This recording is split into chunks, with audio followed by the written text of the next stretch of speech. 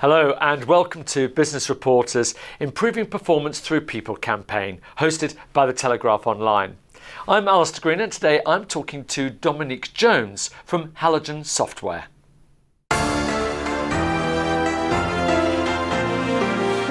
Good morning. Morning.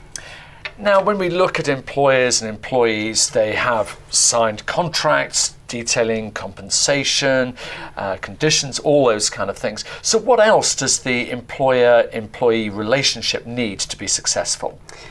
I think it's about taking it right back down to the fundamentals, that every single one of us in an organization is an employee. And as a person, we all want to be paid attention to. And so I really think it is about going back to let's pay attention to people and let's think about what is involved in paying attention to people. And so what we're seeing is that employee-employer relationship is shifting. It's no longer about the contract that the employer has. It's about that mutual contract and employee expectations now balancing what those employer expectations are also going to be. So I've heard this term engagement sometimes used in that context. Perhaps you could tell me what you would mean by that. It's about me feeling a connection and a purpose with the organization and feeling that my contribution is valued and that I have an opportunity on a regular basis to provide opinions and feedback, and I'm getting that in return. And so that's why it really is about fundamentally, how do I feel when I get up in the morning and how do I feel about being at work? Am I clock watching or am I getting to the end of the day and finding it hard to believe that the time has passed so quickly? So it really is about feeling. And then think about that broader piece. If all employees come to work feeling that way, just quite how that can really mobilize and change an organization. But the trouble is, there's a lot of organisations who don't get it. They're failing to actually do it. Why is that? It's a misalignment. It really is a misalignment. And I think it comes back to organisations are thinking like organisations and they're not thinking like people. And when you think like a person and you think about that need for attention, then what you really need to be thinking about, well, what do I need to do to create the right environment for my employees that they feel that attention is being paid to them? And there's a disconnect. So there's a disconnect in a number of ways. And maybe best illustrated with an example in Halogen, we have a one-to-one capability within our tool that helps with the conversation between leader and employee. On the face of it, looks really easy to do, and it sounds very simple. But even within Halogen, we had a situation about a year and a half ago. Our CEO asked all of our leaders who were in a ballroom, how many of you are having your one-on-ones? And every single hand in the room went up.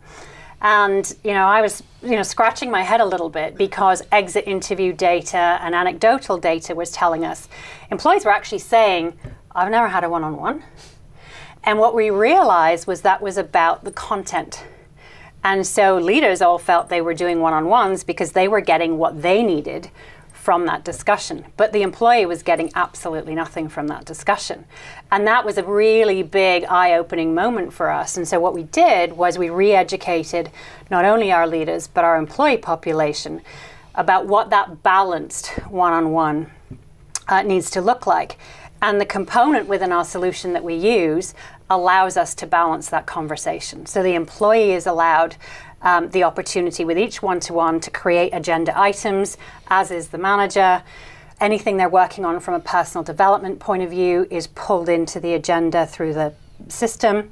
Any feedback that they might have received is pulled in. They're able to update their goals, talk about their milestones, all within a sort of contained environment. So it really helps guide that one-to-one conversation. So if that's the solution, what's standing in the way of organisations responding in that way so then they are able to measure the efficacy of their talent strategies? We're trying to measure in ways that make sense for an old style of leading. So our measuring is probably great. We can measure everything.